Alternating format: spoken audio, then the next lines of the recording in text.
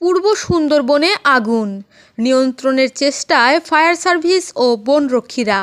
সুন্দরবন পূর্ব বন বিভাগের চাঁদপাই রেঞ্জের কলমতেজি ফরেস্ট টহল ফাঁড়ি এলাকায় অগ্নিকাণ্ডের ঘটনা ঘটেছে। আগুন নেভাতে ঘটনাস্থলে পৌঁছেছে ফায়ার সার্ভিসের 4টি ইউনিট। তারা অগ্নি নির্বাপনে প্রাথমিক কাজ শুরু করেছেন। আজ শনিবার 22 মার্চ সকালে বনের টেপারবিল এলাকা থেকে প্রথমে ধোঁয়া উঠতে দেখা গেলে বিকেলে বন বিভাগের পক্ষ থেকে আগুনের বিষয়টি নিশ্চিত করেন বিভাগীয় বন কর্মকর্তা মোহাম্মদ নুরুল করিম। স্থানীয়দের কাছ থেকে খবর পেয়ে ঘটনাস্থলে ছুটে যান বনকর্মীরা। আগুন যেন বনের ব্যাপক এলাকা জুড়ে ছড়াতে না পারে সেজন্য আগুনের চারপাশে ফায়ার লাইন কাটা শুরু করেছে বনরক্ষীরা। ফায়ার সার্ভিস ও সিভিল ডিফেন্সের শরণখোলা স্টেশনের স্টেশন কর্মকর্তা আফতাব ই আলম জানিয়েছেন, শরণখোলা ও মোরেলগঞ্জ ফায়ার স্টেশন ঘটনাস্থলে পৌঁছেছে। রামপাল ও কচুয়া থেকে তাদের আরও 2টি ইউনিট ঘটনাস্থলের উদ্দেশ্যে রওনা হয়েছে।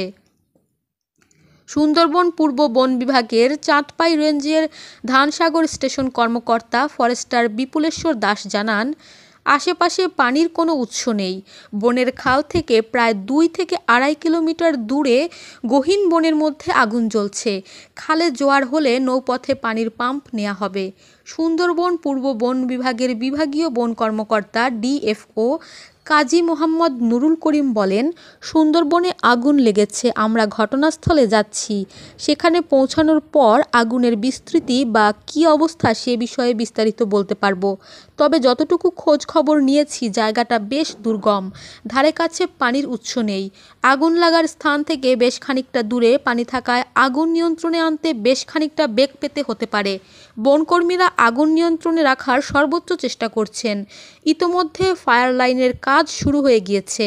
নিরাপত্তার স্বার্থে রাত হয়ে যাওয়ায় ফায়ার সার্ভিস তাদের কার্যক্রম স্থগিত রেখেছেন। আগামীকাল সকাল থেকে আবার আগুন নেভানোর কাজ শুরু হবে।